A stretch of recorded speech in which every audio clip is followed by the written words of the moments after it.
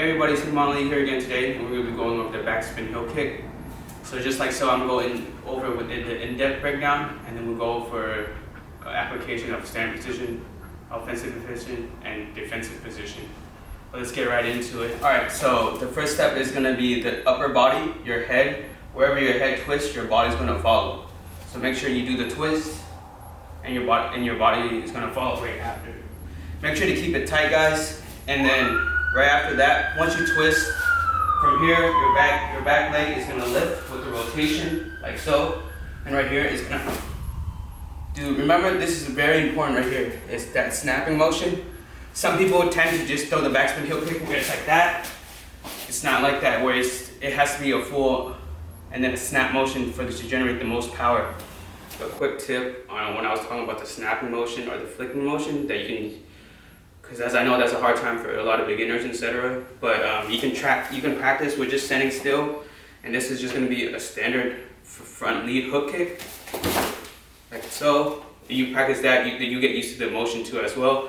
If you have a hard time balancing, you can grab a chair, use a wall for balance, and just practice hooking the snap. A lot of it's going to be in the hip. So this move is a high risk, high reward, guys. So make sure when you have the intention of throwing it, also remember about the recovery after the kick. It's very important. It's high risk, high reward. I've seen a lot of people get caught with some BS or in MMA or etc. with takedowns or something like that. Just have the intention to recover after you throw the kick. All right, now that we go after that, let's talk about standard position. Like I always say all in my videos, standard position is we're staying still in a circle. The opponent is in front of you or they're coming at you to time the kick, like so. Now after that, offensively, since this is it's a spinning attack, so you still want to maintain your balance where you go offensive or defensive. Now the jumping is different, but let's just talk about the standard one. So offensively, if I'm moving, I can dash and then throw, and then now we're talking about that, we're gonna go to defensive. Defensive thing is the same thing, you slide back and then you throw. So obviously offensive is you're going up toward your target or your opponent. Defensively is you're dodging, you're invading, and then you're countering back with the kick. Alright guys, now that we talk about practicing it, let's see it in actual combat for applying it.